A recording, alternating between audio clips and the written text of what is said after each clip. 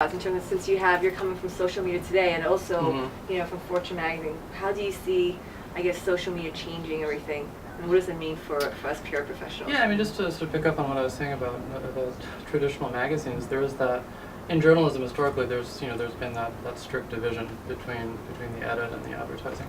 And at a place like social media today, what we're running is much more like a public square, where pretty much everybody gets to talk as long as they're saying something useful.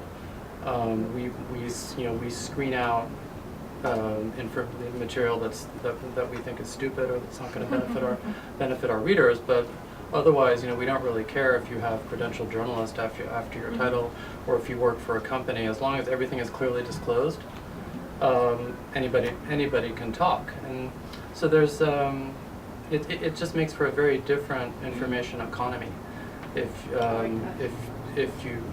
you like. And like I said, the rules are still being drawn, but the most important rule that I have for deciding what goes on our sites is transparency. Yeah. If you work for Pfizer and you're talking about medical technology and what you're writing relates in some way to your employer, then obviously we need to put he works for Pfizer, which is active in this field, blah blah blah.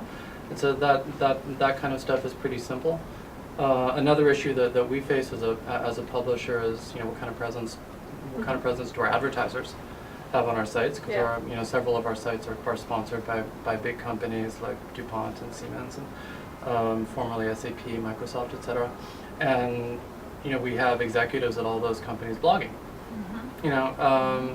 Which again is fine as long as it's totally transparent. I mean, so and so works for Microsoft and he's writing this post about how social media today is changing the enterprise software business or whatever, and clearly stated Microsoft is a sponsor of this website, and readers can kind of draw their own conclusions about the objectivity of the information.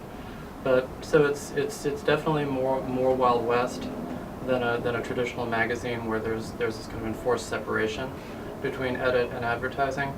But the same essential rule applies, which is that readers have to be able to know who is speaking, where they're speaking from, and what kind of acts they have to grind.